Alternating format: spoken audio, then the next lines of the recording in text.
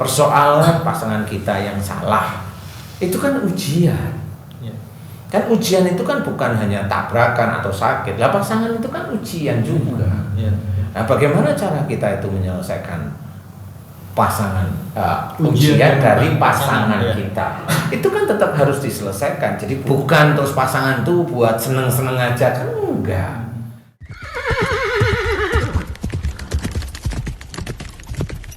Assalamualaikum warahmatullahi wabarakatuh. Waalaikumsalam warahmatullahi Alhamdulillah, kita ketemu lagi di Ustadz Danu Official Channel. Siap. Dan seperti biasa ada guru kita Ustadz Danu, Pak Tung.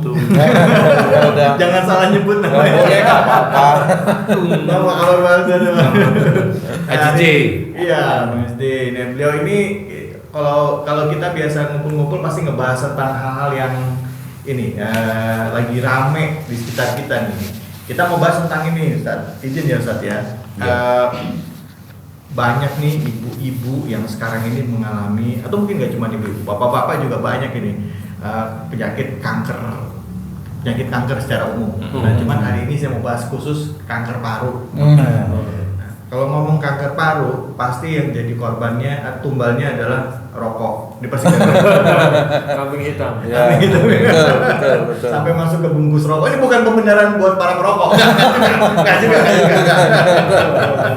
Tapi saya justru mau bahas lebih dalam nih. Karena ini paling cukup tinggi orang yang mengalami kanker, dan dalam hal ini adalah khususnya adalah kanker paru. Banyak yang disalahkan adalah polusi udara, terus rokok, Radikal bebas. Sate kambing. Saking bingungnya kan itu dari mana itu Sate kambing. Padahal kambing masuk perut. Dan kalau kita udah sampai kena kanker, itu pasti harus melewati fase kemoterapi. Kemo bisa berapa kali. Ini bukan berarti kita tidak menghormati kemonya, enggak. Tapi kita coba kaji dari sudut pandang lain nih, sudut pandang yang berbeda gitu. Pertanyaannya awal nih, orang kenapa kok bisa kena kanker? Sebelum masuk ke paru nih. Jadi sebelum saya menceritakan tentang kanker, alhamdulillah banyak pasien saya yang kanker dengan usia produktif ya. Itu terkena kanker, kemudian saya tangani sekali, 2 kali, 3 kali. Ada beberapa kali alhamdulillah diberi kesembuhan sama Allah. Tadi sebelumnya saya cerita aja dulu. Iya. Relatif kenapa diberi kesembuhan, karena beliau itu nurut. Dinasihatin nurut. Nah, sebenarnya kalau kanker itu sendiri tetap diawali dari amarah. Hampir semua penyakit itu diawali dari amarah. Hampir semua penyakit itu, Mas. Penyakit apa saja? Umpamanya dia mikirin sesuatu, ada jengkel, awalnya pasti pusing. Nah, tinggal pusingnya mana, di depan sini apa di tengah. Nah, kalau di depan saya bisa cerita, dia mikirkan sesuatu, sepaneng dia mikirkan. Kemudian solusinya nggak ketemu, dia langsung jengkel. Pada waktu itu mikir jengkel aja, itu pasti pusing di daerah depan. Kemudian kalau itu dipikirkan berjam-jam dan dia sepaneng terus, depan pusing, samping ikut pusing. Kiri atau kanan itu mirip, tinggal nanti aja kasuitis saja ya. Itu kalau pusing dari depan itu pada waktu dia ada masalah waktu itu dia sepaneng mikir serius, tapi dia nggak ketemu solusinya. Tapi kalau pusingnya daerah tengah, ini ada beda dikit. Masalah itu muncul, dia tidak harus sepaneng. Muncul ketemu masalah itu. Umpamanya masalah kenapa tumben istrinya uring-uringan seharian ini gitu ya. Mama nih. Ini ngomong istri uring-uringan langsung lihat ke saya. Kan enggak. Ini kan biasa seperti itu. Kalau istri uring-uringan itu kan dia ini kenapa kok? Ya akhirnya kan diam ngelamun. Jadi dia enggak diselesain tapi dilamunin. Kenapa sih saya uring-uringan? Apa yang? Nah, itu kan melamunkan. Besoknya juga masih dipikir, Mas, kelihatan wajahnya cemberut ini. Dipikirin. Nah, nanti yang sakit di daerah atas. Jadi itu ada masalah yang dilamunkan, difikirkan di kemudian harinya, biasanya gitu. Itu seperti itu. Nah, tiap kali pusing itu tetap ada, letaknya itu ada. Umpamanya dia pusing di mana? Di atas telinga umpamanya. Itu hubungannya dengan ada kabar melalui suara. Nah, jadi dengar kabar yang menjadikan dia itu jengkel, marah, tersinggung. Nah, itu pusingnya di atas telinga. Seperti itu. Nah, kanker itu tetap ada unsur marahnya. Cuma kalau kanker paru marahnya disimpan gitu. Dia ada sifat tersinggung, kemudian marahnya disimpan. Ya.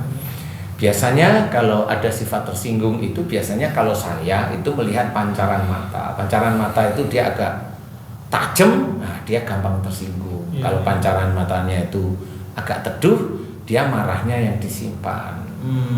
Jadi ada beda, di karakter manusianya itu beda. Nah, kalau kita mengambil kalau yang gampang tersinggung itu biasanya nanti ditambahi, kalau gampang tersinggung tapi orangnya pendiam, nanti dia larinya gampang tersinggung, marah tapi diam. Orangnya pendiam gitu. Ini nanti larinya adalah radang paru atau TB. Nah, awalnya itu dulu biasanya kena TB gitu.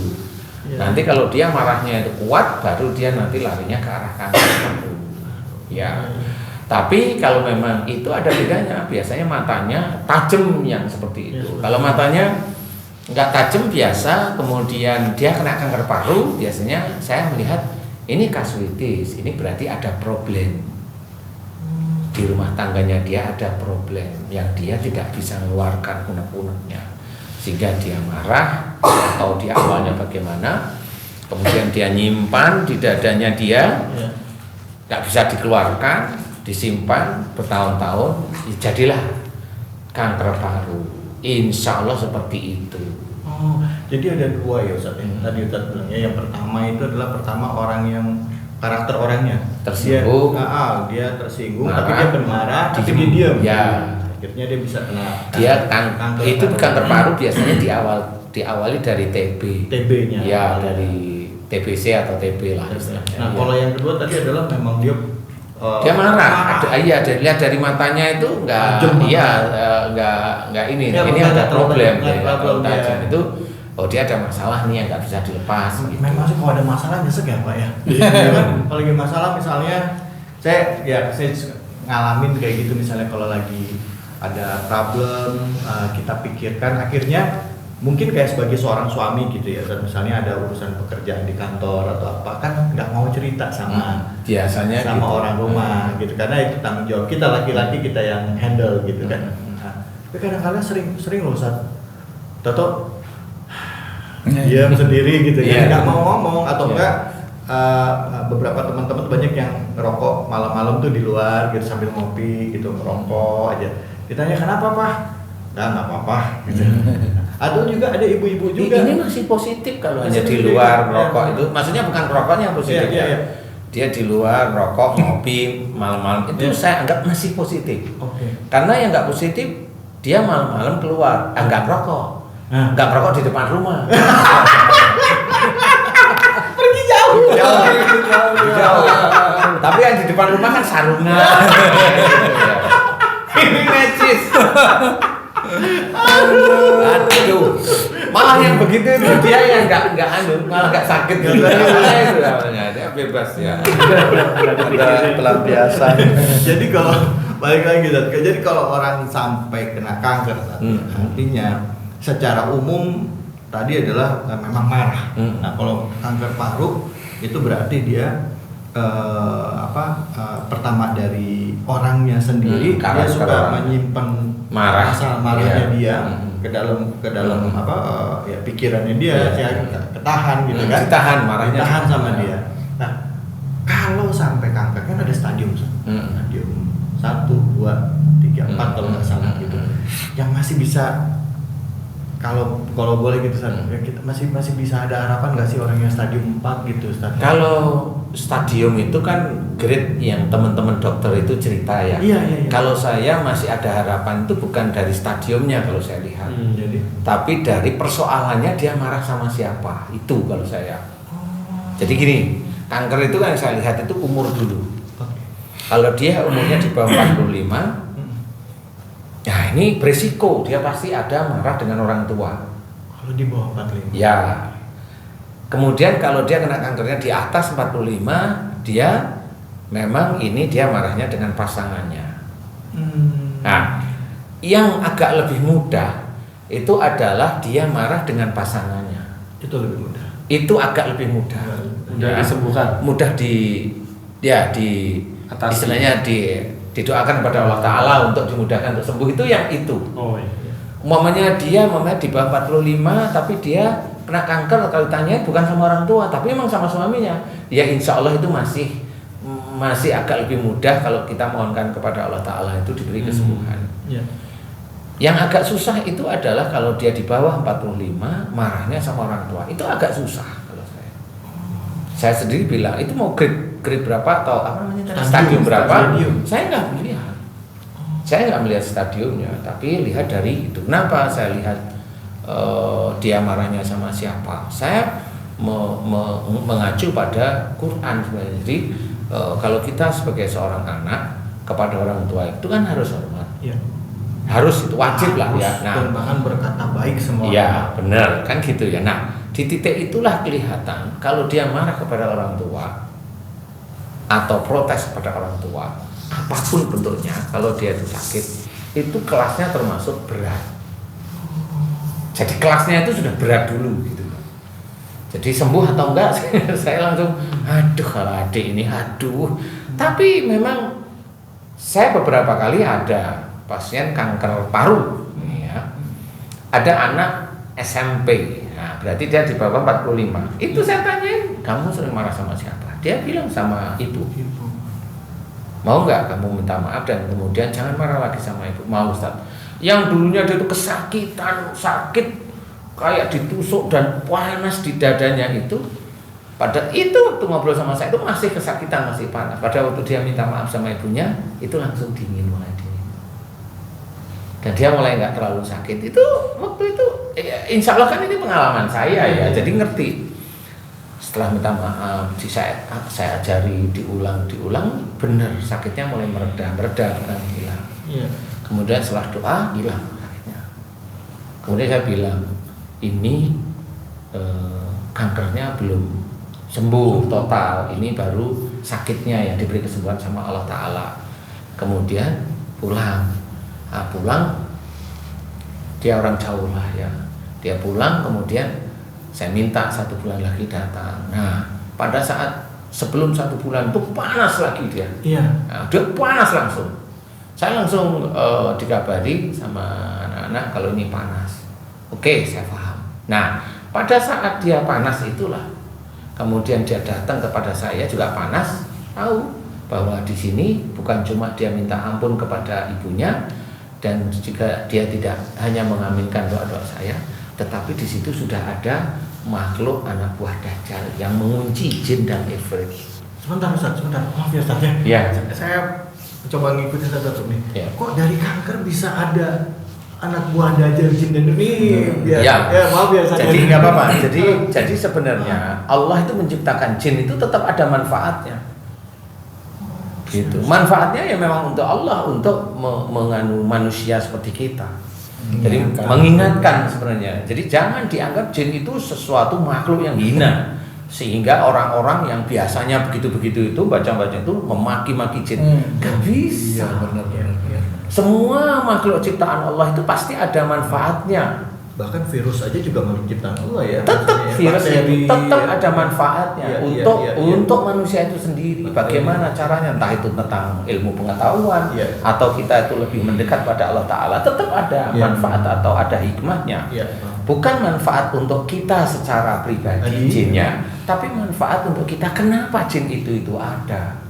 Makanya kalau kasus demi kasus yang kita tanggulangi di siraman kolbu itu tetap manfaat bagi mereka. Kenapa? Akhirnya mereka kita kasih nasihat, jangan begini, jangan begini. Itu manfaatnya untuk mereka. Dan dia jawab iya, mau jangan ulangi, minta maaf sama suami, minta maaf sama istri. Alhamdulillah diberi kesembuhan sama Allah Ta'ala. Nah, hikmahnya apa? Dia mengenal lagi Allah Ta'ala. Akhirnya manfaatnya lagi apa? Dia tidak mau ke orang pintar. Kalau mau silahkan, saya nggak pernah bisa melarang kan gitu ya. Saya nggak pernah ngedenger Ustaz tuh, cuman ngingetin aja. Iya. Saya suka nanya, Ustaz kok gini? Ya kalau orangnya nggak mau ya gimana? Lah gimana lagi kan gitu ya. Jadi itu haknya. Karena kalau ketemu dengan kita, saya anggap itu hidayah bagi mereka. Saya menganggapnya hidayah. Cuma hidayah ini mau dijaga enggak? Diakomodir enggak istilahnya seperti itu. Kalau itu bisa ya dia menjaga, selesai insya Allah nanti. Nah, pada saat itu ada jin masuk ke tubuh karena dia marah, disimpan, itu masuknya di paru. Jin ini bukan jin yang seperti genderuwo, kuntilanak, pocong, siluman, bukan itu aja. Tetapi jin ini masuk dari angkasa.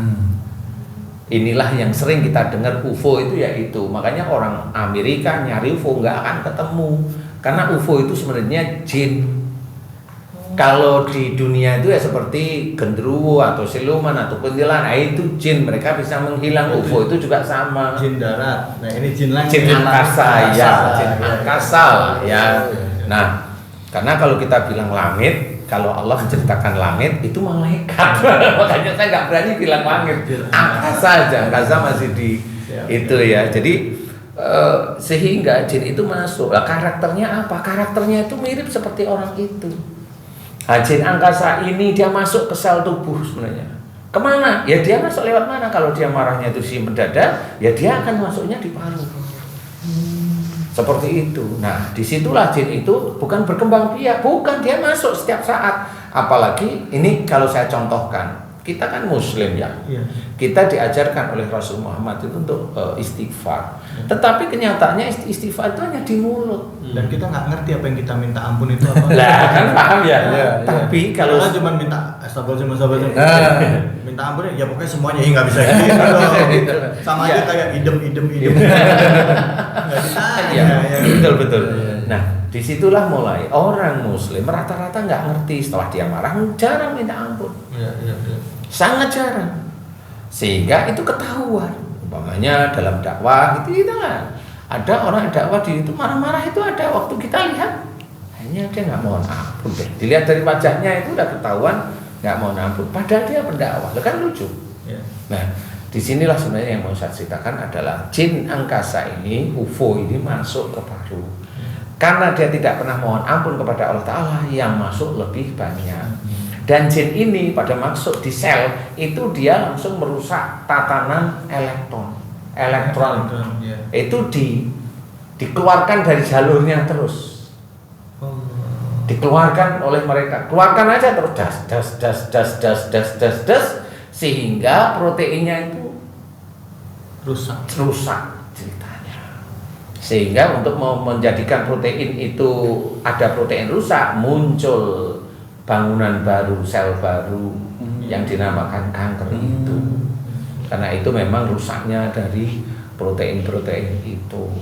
Nah, itulah yang sebenarnya di situ itu ya memang banyak jinnya. Makanya kalau itu diambil oleh teman-teman dokter, dia sakitnya hilang. Iya, tapi besok muncul lagi. Karena apa? Karena memang jinnya itu masih ada di parunya itu. Makanya berhubungan juga dengan marahnya dia tadi. Dan berhubungan karena dia nggak pernah mohon ampun. Kita lihat orang-orang yang kena tumor, saya baru diambil tapi 4 bulan kok muncul lagi. Lah iyalah, dia nggak pernah tobat sama Allah Ta'ala. Nah, itulah yang harus kita ceritakan, Mas David. Banyak dari teman-teman kita dakwah itu malah sakit kok dari marah. Karena kalau dia itu mau ketemu sama saya, ayo, kalau kamu bilang sakit itu tidak dari marah, berarti kamu punya catatannya. Yang siap kamu itu tempur dengan saya, kan begitu. Kalau dia nggak punya catatan, berarti dia asal ngomong. Kalau ya asal bunyi. Kalau itu padahal kalau saya diizinkan oleh Allah Ta'ala, banyak dari pasien itu diberi kesembuhan oleh Allah. Berarti itu kan kalau sudah teori itu sudah bukan teori, itu sudah menjadi hukum, sudah bukan hipotesa.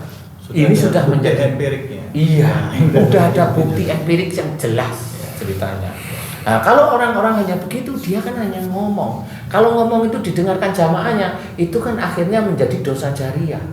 Padahal kalau Rasul itu menceritakan la taktub walakal jannah, gimana dia menceritakan jangan marah bagimu surga? Nggak akan bisa. Dia nggak akan bisa. Dia bisa ngomong jangan marah bagimu nanti surga. Gimana kok bisa jangan marah itu bagimu surga itu bagaimana? Nggak bisa dia cerita.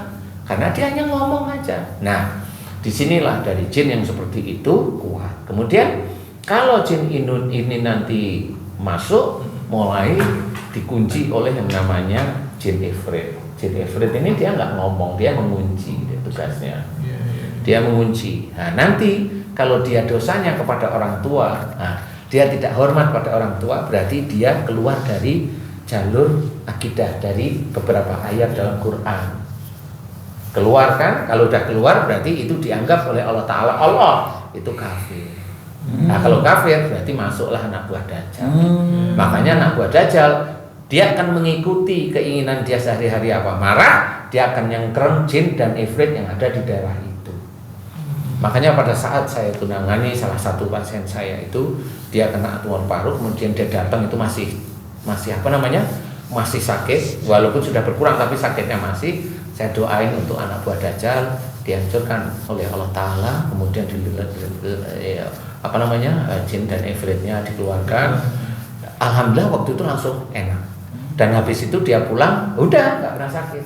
Paling kalau mau ketemu sama saya yang ketiga waktu itu, mau ketemu yang ketiga, dia hanya sakit tidak seharian, dia sakit hanya beberapa menit, nggak sampai 1 jam.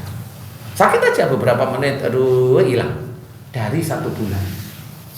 Ustaz, Seperti saya boleh ini ya, dan mungkin Pak Tung juga saya ada share sedikit gitu cerita gitu apa. Ada orang, saya pernah baca bukunya, tapi wallahu a'lam bishawab benar atau tidak gitu ya. Tapi bukunya ini cukup cepat jadi rame lah. Jadi mengobati kanker yang dialami dia dengan memohon ampunan kepada Allah atas dosa-dosanya dia. Jadi itu awal saya sebelum itu saya baca bukunya udah lama sekali Ustaz, tahun 2001 apa gitu. Saya tuh kan masih nggak nyambung antara minta ampun sama sembuhnya. Itu umpamanya ya. Iya, umpama Ustaz waktu dulu tuh saya begitu maksudnya, apakah benar? Tapi tidak sedikit orang yang pada saat menyadari hakikat kesalahannya dia, terutama terhadap orang tua, dan memanfaatkan waktu-waktu yang mustajab seperti sholat malam atau misalnya pada saat waktu subuh menjelang subuh itu ya, pada saat waktu mau sahur itu dia nggak, pada saat malam itu dia nggak mikirin sakitnya, dia cuma mikir bahwa waktunya ini saya cuma mau minta ampun aja. Dia bilang kayak kalau saya minta sembuh kayaknya saya terlalu naif. Dan itu dasar pemikiran. Nah, saya dapetin ini di Ustadz setelah sekian lama saya gawat, saya bilang ternyata kuat sekali, bahkan sampai bisa jin masuk ke dalam sel-sel kita. Benar, insya Allah benar seperti itu. Makanya Allah menciptakan makhluk itu tidak manfaat, semuanya manfaat bagi Allah. Maksudnya bukan Allah yang manfaat, manfaat itu ceritakan kepada kita. Jadi Allah menciptakan sesuatu tidak sia-sia maksudnya. Tetap itu ada hubungan apapun bentuk makhluknya. Tapi kok yang masuk itu maaf Ustaz, jinnya dari ruang angkasa ya, bukan jin-jin di bumi gitu. Nah, kalau jin bumi itu hanya cuma nakut-nakutin. Ya, kalau jin luar angkasa itu apa? Dia naiknya itu jelas pesawat, ya kan gitu. Teknologinya. Iyalah, kalau UFO itu kan naiknya pesawat. Coba kita lihat. Kalau ada benda UFO itu naiknya pesawatnya gini, tiba-tiba langsung seret. Enggak ada pesawat seret itu enggak ada. Itu hancur pesawatnya langsung. Iya. Pasti, karena memang ada gravitasi. Lah kalau jin mau begini bebas. Karena dia tidak terpatri dengan dimensi sebenarnya. Nah, inilah yang harus kita pikirkan. Makanya kan ada tiga zit, zus gitu. Itu kenapa langsung zit belok langsung? Itu kenapa seperti? Memang jin itu yang memang seperti itu. Keahliannya seperti itu. Keahliannya memang seperti itu gitu. Dan dia naiknya pesawat.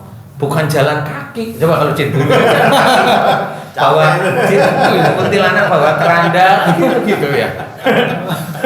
Mentok-mentok naik kuda. Sampai nyampe. Nah, itulah sebenarnya Allah menciptakan sesuatu itu tidak sia-sia. Itu salah satunya memang itu. Iya.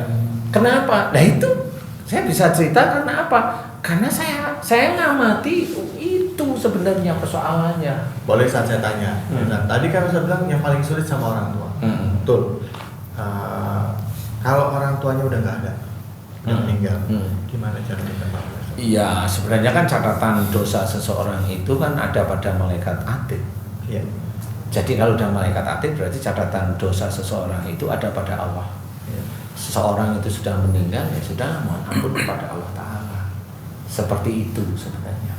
Jadi tidak ribet kalau saya. Iya. Tinggal Allah kan sudah kasih malaikat atid, ya atid kan pasti ngelapor kepada Allah. Allah. Lah kita itu tinggal bertanggal, namanya doa kan begini ya Allah aku mohon padamu seperti itu, ya Allah aku mohon padamu, aku mohon seperti itu jelas kepada Allah Ta'ala. Sekarang kalau sama pasangan yang agak ringan tadi, Ya, ringan, bisa diobati. betul. Nah, sekarang marah sama pasangan.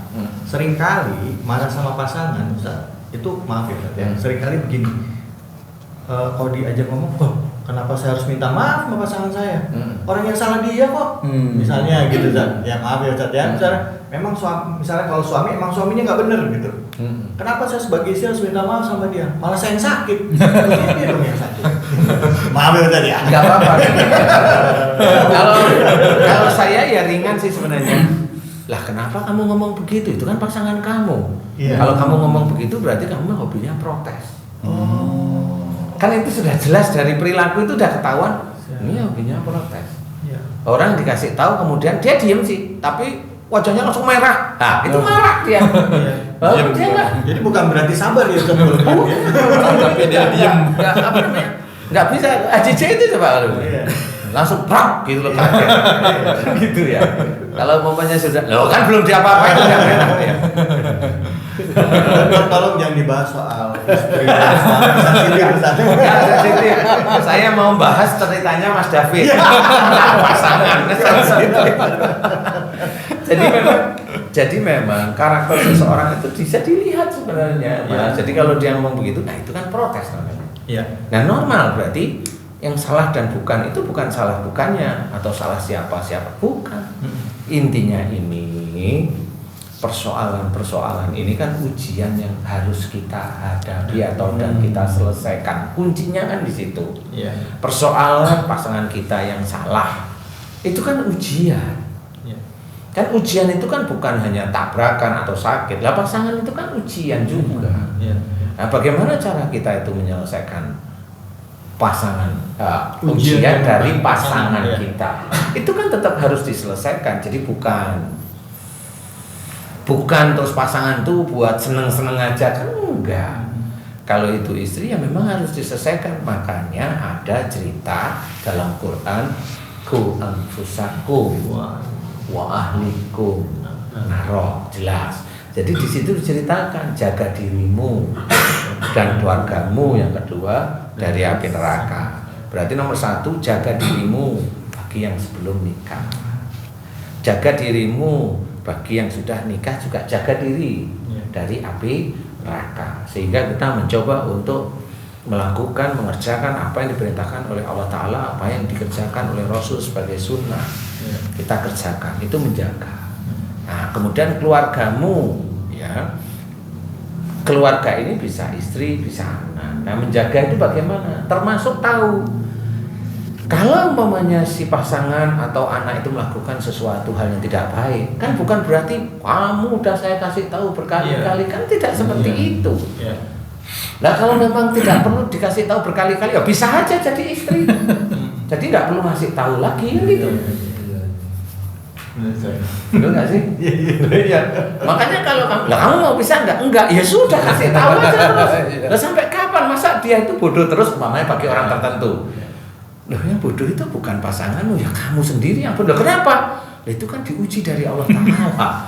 Dan kalau kamu bilang, oh, masa kamu yang bodoh? Ya kamu yang bodoh malahan. Itu ujian dari Allah Ta'ala, selesaikan. Bukan bodoh atau goblok atau apa yang harus kita keluar. Bukan. Kalau kamu ngomong begitu, ya kamu sendiri yang seperti itu. Jadi itu ujiannya selesaikan dengan baik. Gimana cara menyelesaikan ujian itu?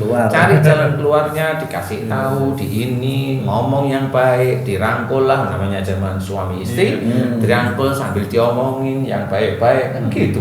Bukan diomongin dengan jauh-jauhan, nah pergi. Nah, itu jauh-jauhan. Nah, di sini yang harus diketahui itu ujian itulah yang harus diselesaikan.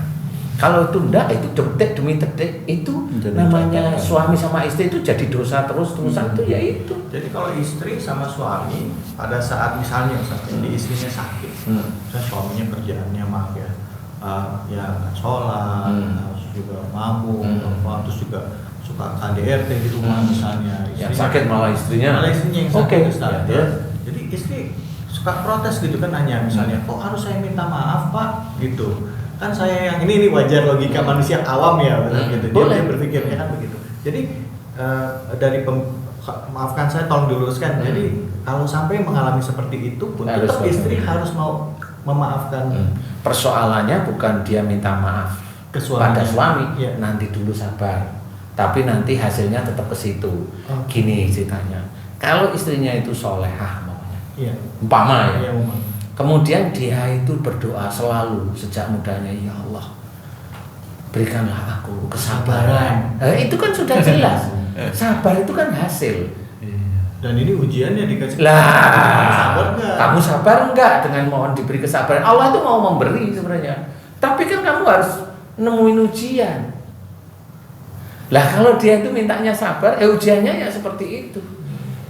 Aku mohon kepadamu ya Allah, berikanlah aku kesabaran. Setelah dia itu doa seperti itu, ya dia mau punya suami, ya dia doa mudah-mudahan aku bisa menjadi istri yang soleha. Nah, istri yang soleha itu kan harus mengerjakan sesuatu. Ujiannya dengan suaminya itu bagaimana dia mau jadi soleha, kan begitu. Iya, supaya dia benar bisa jadi soleha. Iya, Paham. kalau soleha itu nggak hanya hafal Quran, kan belum bisa dikatakan itu soleha. Iya, iya. Betul nggak sih? Iya, Kan betul. harus dikerjain. Iya. Dia kan baru hafal Quran. Iya. Jadi hafidh kan begitu ya. Ya, ujian untuk menjadi orang mengaku beriman aja diuji oleh Allah. Lah. Sampai dia memang benar-benar Nah, beriman gitu kan. kan di sini ini harus diketahui, nggak taunya dia berdoanya seperti itu. Lah sudah, ya ujian demi ujian ya terus. Lah kalau dia dapatnya loh, kok saya kan doanya kan nggak kepingin dapat ini. Lah, emang dulu ada nggak malaikat Jibril datang itu bilang itu Iya. jodohmu kan enggak, karena itu diawali dari doanya awalnya. Iya. Doa sehingga menjadikan itu menjadi ujiannya. Nah kalau sudah menjadi ujian, jalanin ujian itu. Pertama kali memang ketemu suami, loh kok nggak pernah sholat, loh kok mabuk, loh kok KDRT. Dia tetap doanya malah khusyuk, dia jadikan saya orang yang sabar ya Allah. Suami saya sudah begini, sabarkan saya ya Allah. Lah kan malah terus. Lah ya gimana mau selesai? Kan gitu. Walaupun dia doa ya Allah jadikan suami saya soleh ya Allah, jadikan suami saya soleh ya Allah, dan jadikan saya sabar ya. Yang barangkali yang dikabulkan Allah Ta'ala ya sabarnya dulu. Bukan berarti saya mau menyalahkan doa yang sabar. Enggak, saya. Cobalah ayo kita berpikir. Orang itu kalau dia itu berkata kasar, orang lain kan dengar nggak suka. Kalau orang itu dia itu memohon agar dia menjadi sabar, berarti dia harus menjalankan sesuatu pekerjaan sehingga nanti Allah menilainya sabar. Lah kalau dia itu menjalankan pekerjaan belum selesai, gerutu, ngeluh dan sebagainya, ngomong ke sana kemari, ya kan nggak selesai antara dia ingin sabar sama dia dengan suami begitu, itu kan nggak akan selesai. Dan apa? Ya nggak nyambung sih jadinya Ustaz. Artinya yang satu pengennya sabar dan soleh, akhirnya benar-benar diuji dengan kesabaran. Untuk kesabaran dulu, Untuk sabar dulu, dan itu nggak selesai nanti Iya. dia sabar karena dia gagal terus ujiannya. Iya, memang betul. Nah, jadi nanti bisa aja ketemunya setelah si istri itu sakit bertahun-tahun, suaminya juga bingung, capek juga dia. Nah, itu ada dua kemungkinan. Itu bisa atau ganti suaminya karena didoain oleh istrinya itu soleh, suaminya akhirnya sabar, berubah. Suaminya jadinya berubah. Nah, berubah akhirnya mencoba nganu istri. Itu namanya saling dukung. Iya. Akhirnya suaminya juga belajar untuk menjadi soleh. Nah, itu saling bisa aja. Kalau dia bisa ikhlas itu diucap atau ikhlas betul-betul di hati itu kan nggak ngerti ya. Itu nanti tetap akan menjadi amal soleh mereka masing-masing atau amal salahnya mereka masing-masing. Itu tetap Allah punya. Masya Allah. Jadi jangan dianggap doa atau kalimat itu kita itu pasti dikabulkan oleh Allah Ta'ala, padahal yang kita omongkan kita nggak ngerti isinya. Iya. Makanya kalau tadi sama seperti kasus si adik tadi, Iya. itu marah sama orang Orang tuanya, tua, jelas. Saya ada kasus dokter kena kanker paru, sama dia marahnya dengan suaminya. Nah, pada saat saya kasih tahu mau berubah, sakitnya langsung hilang. Ketemu berikutnya nggak sakit, malah beliau sakit ininya bengkak, jadi kelenjar getah beningnya kena. Nah, pada saat saya kasih tahu, berarti ibu dokter dulu waktu marah itu disimpan, kemudian mau dikeluarkan. Nah, pada waktu mau dikeluarkan, ibu dokter itu berpikir bahwa wah, nanti kalau saya keluarkan malah berantem beneran kita. Akhirnya disimpan nggak jadi. Nah, itulah yang menjadikan ya kelenjar getah bening itu muncul. Nah, setelah beliau paham, ngerti, selesai, ya kempes langsung dipegang, ya kempes ya Pak, gitu. Ya alhamdulillah. Nah, itu bagi orang yang paham. Makanya bagaimana orang itu terkena kanker. Nah, ini bagi sedulur beriman nih, sedulur nih ceritanya. Jadi kita harus tahu. Nah, itu menganalisa. Nggak bisa kita pukul rata dibacain surat ini surat. Ya. Itu tergantung kalau menurut saya. Kalau dia itu kankernya memang dia itu marah sesaat pada waktu itu, periode itu bisa muncul kanker. Kenapa itu bisa dimunculkan kanker oleh Allah Ta'ala? Nggak tahu. Orang yang kena kanker itu memang ibadahnya itu bagus dia. Jadi pada saat dia melakukan kesalahan sedikit, sesaat langsung munculnya kanker. Tapi nanti kalau dia ingat pada Allah Ta'ala, mohon ampun, kanker itu langsung bisa hilang. Makanya ini nyambung dengan cerita Mas David, menyembuhkan kanker dengan istighfar, ya bisa nyambung kalau dia itu kankernya hanya cuma sesaat. Iya. Tapi coba kalau kankernya itu dari dia marah sama orang tua, nggak bisa.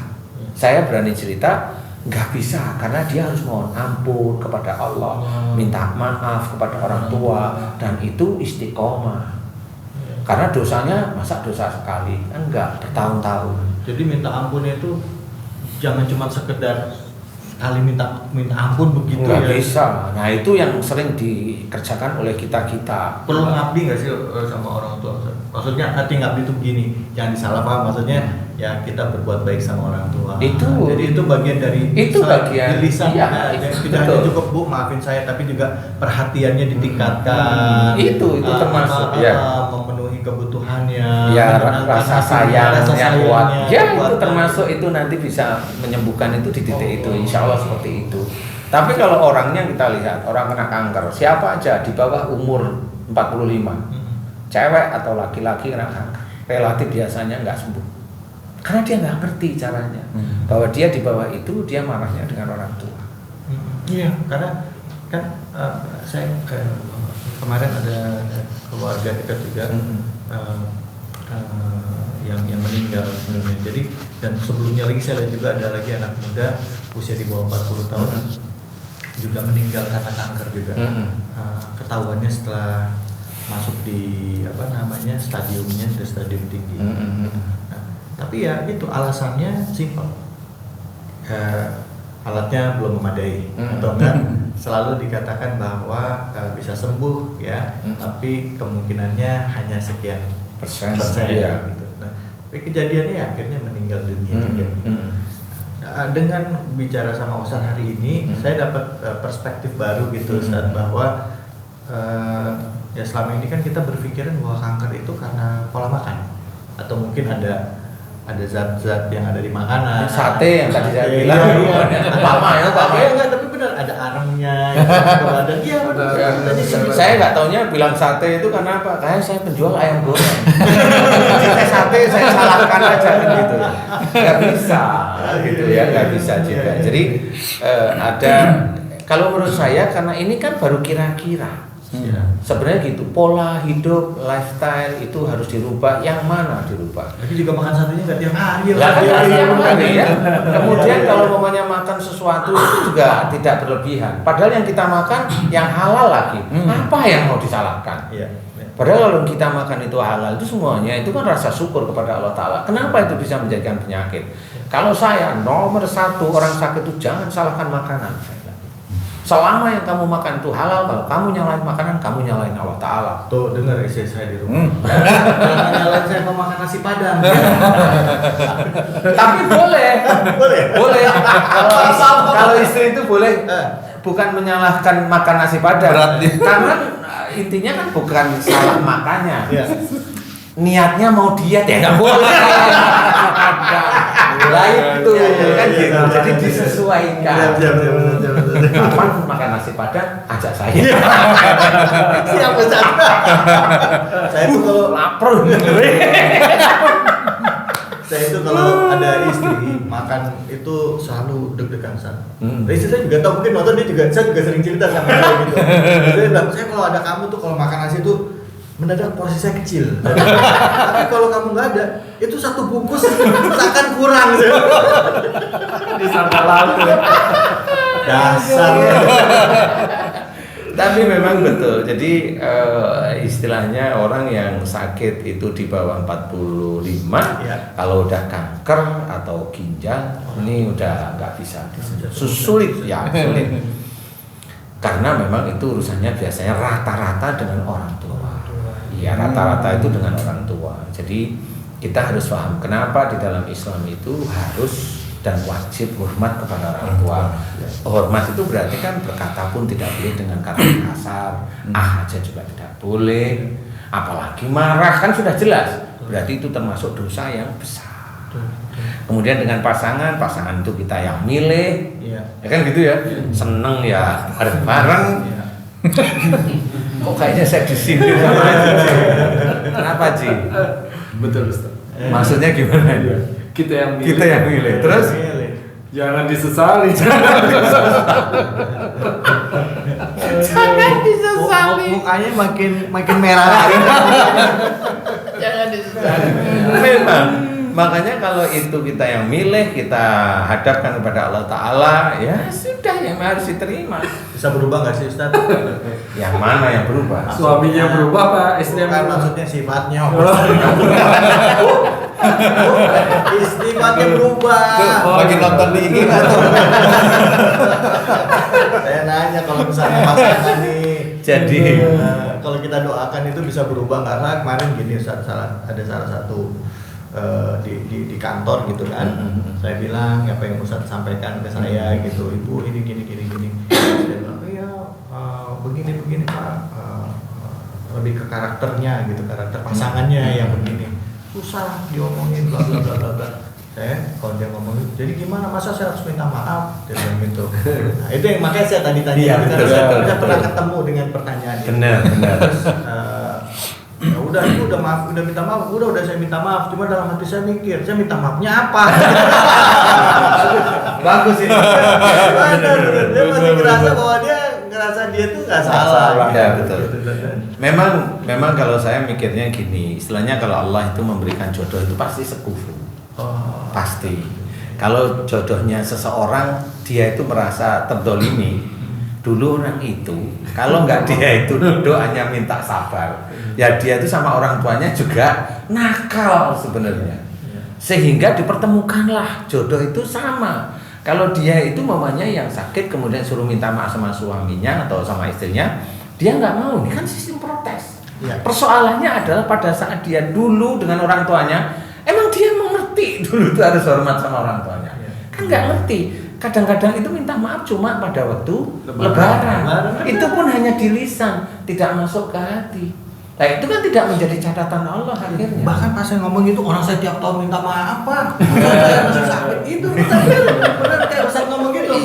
Minta maafnya cuma di mulut gitu saja. Nah itu kalau saya jawab gampang lah. Iya. Emang kamu setahun dosa sekali. Iya. benar. Iya kalau dosanya sekali boleh lah minta maaf sekali. Ini dosa berkali-kali kan gitu.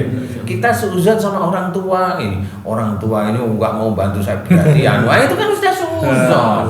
Nah itu nggak bisa sekali dua kali, pasti kan panjang. Apalagi bertahun-tahun. Itu waduh, itu dianggap itu bukan dosa. Lu itu dosa. Tetap dosa. Nah, disinilah sebenarnya kayak siraman kolbu, kemudian YouTube kita ini mengajak orang itu selalu ingat sama Allah Ta'ala setiap hari itu mas sebenarnya. Jadi mau ngomong pun harus hati-hati. Jangan ngomong pamannya tempat HJJ mana, HJJ daerah mana, Matraman. Matraman. Dibilang saya ngomong, oh Matraman, mamanya ini ngomongan ini umpama ya, Matraman tempat setan buang anak. Boleh juga di situ. Orang Matraman yang marah. Kan begitu. Lagian memang ada setan punya anak. Udah ngawur juga. Ya, kalau ditanyain itu benar nggak kamu lihat? Enggak. Ya makanya nuduh. Tapi boleh juga kita buat satu episode tentang jin buat anak. Iya. Oke, nanti. Jadi itu intinya adalah bagaimana kanker itu kita menganalisa dulu sakitnya ini ya, kemudian baru proses masuk ke doanya. Ya. Kalau memang itu sakitnya karena dosa pada orang tua, jelas harus fokus. Mohon ampunnya jelas, minta maaf sama orang tua kalau orang tuanya masih ada. Nggak cuma secara lisan minta maafnya, tapi juga aplikasikan. Jangan cuma sekali tapi terus berkali-kali istiqomah. Kan gitu. Menyenangkan orang tua. Benar, menyayangi, menyenangkan, hormati, mengangkat derajatnya, kasih hadiah, ya. Ajak jalan-jalan. Nah, kalau sama istri gitu juga nggak Ustaz? Biar denger nih semua istri. Beliin Mercy. Iya. Itu nanti istrinya udah Ya aku Ustaz tahu sih Ustaz. Tapi sebenarnya berbuat seperti itu kan nggak perlu nunggu sakit dulu ya Pak Ustadz. Yang mana nih? Tadi itu kan nggak perlu. Yang ke nunggu istri sakit. apa yang Istri dan orang tua. Oh, Nah, yang ke istri beli Mercy-nya atau yang mana? Kalau orang nanya bener. Iya. Pertanyaannya serius ya. kalau istri beliin rujak aja. Kirit. Ustaz, tadi kalau marah, jengkel, ditahan menyebabkan kanker payudara. Ini enggak kalau marah ditahan kanker enggak ya? Enggak, ini nanti banyak Mas, bukan hanya atributnya. Nah, yang tadi bilang sama orang tua, sama pasangan, gimana kalau sama tetangga atau sama bos di kantor? Apakah sama? Oke, sebentar. Tahan jawabannya, kita akan bahas di episode berikutnya. Lalu, ini kan katanya marahnya sama tetangga atau sama bosnya. Perlu dijelaskan, ini sama tetangganya istri tetangga apa? Kalau ini kayaknya yang jawab ya dunia. Mantap, Spesial ya. Aduh, ampun. Maaf ya sedulur ya. Ini kita serius tapi ini kadang-kadang bercanda. Karena kalau serius mulu itu nomor 1 rontok dulu rambutnya. Padat. Jadi intinya kalau dengan temen atau tetangga dengan bos ini orang lain. Jadi istilahnya tetap dosa tapi tidak seberat dosa pada orang tua. Tetap dosa tapi tidak sebesar dosa kepada pasangan. Tetap dosa, tetap itu. Prosentasenya memang nggak sebesar itu. Tetapi ya mungkin nggak nyebabin kanker kalau begitu. Bisa juga bisa. Bisa itu. Nanti muncul di atas 50 biasanya. Umur 50, 55 itu baru muncul. Ada yang seperti itu. Memang betul, saya pernah. Dia marah sama siapa? Pasangan? Enggak, saya mama tiba. Dugun aja sama teman kantor. Iya dulu saya jengkel sama ini. Itu berbulan-bulan, bertahun-tahun Ustaz. Nah, munculnya setelah dia umur 65. Itu baru muncul kanker. Tapi alhamdulillah dengan muncul itu kemudian didoakan cepat sembuhnya. Alhamdulillah kalau dengan kemudahan itu alhamdulillah diberi kesembuhan cepat lah. Tapi kalau dengan pasangan enggak. Baik, Ustaz, kita udah bahas cukup panjang nih Ustaz. Kira-kira Ustaz, apa yang bisa kita simpulkan nih Ustaz untuk kanker paru-paru ya Ustaz? Jadi intinya kalau ini memang menjadi ilmu bagi sedulur beriman semuanya atau siapapun yang mau mendengarkan, dan insya Allah ini ada manfaatnya bagi kita semua ya. Pertama harus kita analisa dulu. Yang pertama itu analisa apa sakitnya di umur berapa, itu penting. Sehingga seorang itu nanti disusun doanya. Benar enggak ya saya sakit itu karena orang tua ini. Dia harus diam karena oh iya ya saya dulu memang pendiam. Kalau orang tua itu nyuruh begini nggak cocok, saya tersinggung. Nah itu awalnya itu ya begitu itu. Akhirnya marah tersimpan, jadilah itu penyakit. Itu jika di bawah 45. Kalau di atas itu dengan pasangan. Juga disusun doa itu bisa disusun. Kemudian tinggal nanti doanya ya ringan aja kayak kita mau berdoa, kita berdoa biasa. Kalau itu kanker namanya, kanker paru umpamanya, Mbak atau Mas di bawah umur 45, ya doanya, ya Allah jika kanker paruku, ya Allah jika tumor paruku disebabkan karena saya sering menyimpan marah dengan ibuku, boleh. Kalau fokus ke ibu boleh, ke fokus ayah boleh, fokus di situ karena kita kan ngerti persis ya. Persis kita yang tahu siapa marah, kepada siapa kita marah, itu fokus langsung. Jika saya sering marah pada ibuku dan itu dosa besar di hadapanmu sehingga engkau berikan aku ujian berupa sakit, musibah berupa sakit, ampuni dosa besarku kepada ibuku ya Allah. Astagfirullahaladzim, astagfirullahaladzim, astagfirullah. Terus tenang. Dan doa itu diulang. Ya Allah jika sakit kanker tumorku, aku sering emosi, marah yang aku simpan kepada ibuku, jika itu dosa besar di hadapanmu, ampuni dosa besarku kepada ibuku, boleh. Terus, nah nanti sehari-hari mulai itu nyayangi orang tua, kemudian disenang-senangin, kemudian dihormati. Seperti itu tiap hari jalankan. Setiap hari kalau orang tua masih ada minta maaf. Itu cara sebenarnya untuk membalas. Jadi ibaratnya kalau kanker itu saya ibaratkan pergi dari Jakarta menuju Surabaya, nah untuk balik lagi menjadi normal kan harus berjalan dari Surabaya menuju Jakarta. Waktunya ya hampir sama. Kalau dulu dosanya itu 10 tahun, ya memang harus mohon ampun kurang lebih ya 10 tahun. Ringannya seperti itu. Iya. Artinya Allah kalau di masa itu pun Allah mengangkat penyakitnya lebih cepat pun sangat mungkin ya. Boleh, itu kan haknya Allah ya. Kalau saya ini kan hitung-hitungan matematik manusia, aja lah ya. Iya. Karena sama seperti umpamanya kita tidak sholat duhur itu setahun umpamanya ya. Iya. Kita kan bisa balas qadanya itu kan 1 tahun juga gitu loh maksudnya. Iya. Jadi insya Allah hampir sama seperti itu. Dan jangan berpikir hitung-hitungan amal dengan Allah Ta'ala, janganlah kalau menurut saya. Dan itu doa mohon ampun, terus banyak mohon ampun di titik-titik itu. Kalau memang itu sakitnya kepada pasangan, ayo. Kalau ada sakit yang di paru-paru berhubungan dengan tangannya ikut sakit, berarti insya Allah berhubungan dengan pekerjaan. Jadi pekerjaan apa yang dia marahkan kepada siapa? Mamanya pekerjaan apa yang pekerjaan dari siapa yang dia marahkan. Jadi kalau dia marahnya dengan suami, berarti pekerjaan suami yang dia nggak cocok. Nah itu sebutkan pada Allah Ta'ala. Jadi kalau dia pekerjaan ayahnya, mamanya ayahnya itu mamanya judi, marah, nah nanti yang sakit pasti di belah kanan, tangannya kanan. Gitu. Nah, kenapa itu tangan kanan? Biasanya ada pekerjaan orang tuanya yang dia tidak suka, tetapi kan tidak boleh marah, kan gitu ya. Dia harus memberikan nasihat, tetapi tidak boleh memaksa.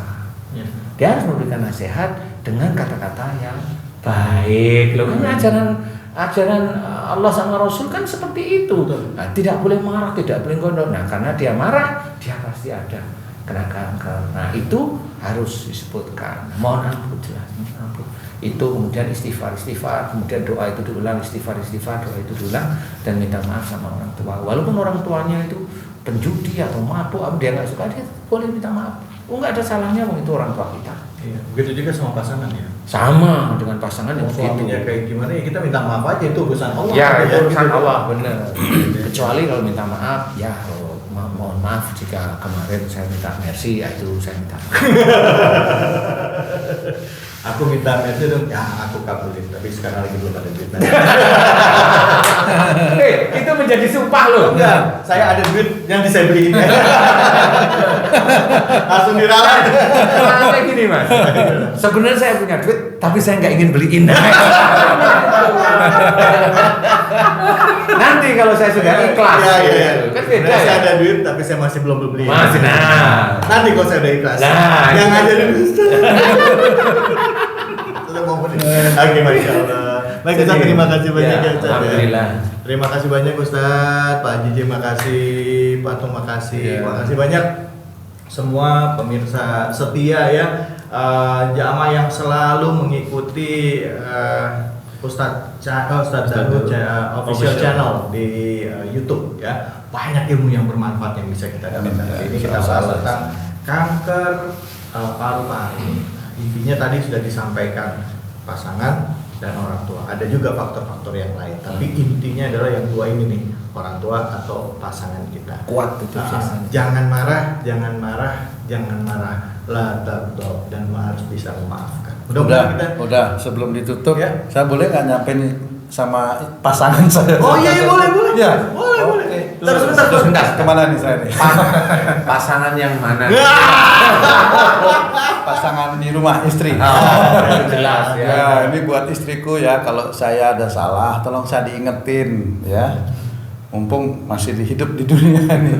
Kalau udah di akhirat nggak bisa nanti ingetin saya. Iya. Begitu juga saya.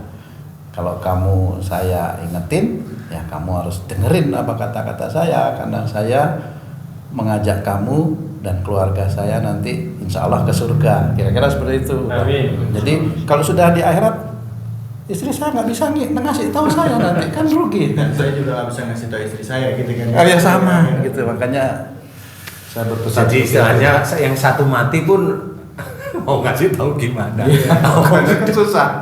Udah berkalang tanah ya udah nggak bisa ya, sudah putus semua amal ya, kecuali 3 perkara itu tadi ya. Pak JJ mungkin ada yang mau disampaikan. Udah istrinya sekalian. Pesan cuma satu, Tung Family Channel. Ya, entar dulu. Istri kok. Coba kamu Udah David tuh nggak tahu, walaupun saya ngomong 100 menit juga nggak tahu. Oh, nanti dikasih tahu itu Sama ada tetangganya, sama tulisannya. saudaranya.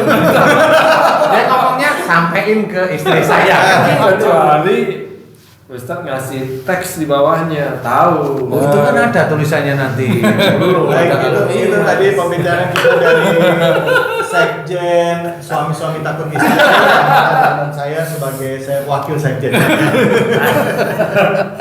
Jangan serius. Terima kasih udah. Baik, ya Allah, alhamdulillah, mudah-mudahan yang baik datangnya dari Allah. Amin. Dan semoga ini menjadi ilmu yang bermanfaat bagi Amin, kita. Allah. Dan kalau yang bercanda-bercanda tadi jangan masukin ke hati banget ya. Itu hanya sekedar Refresh aja.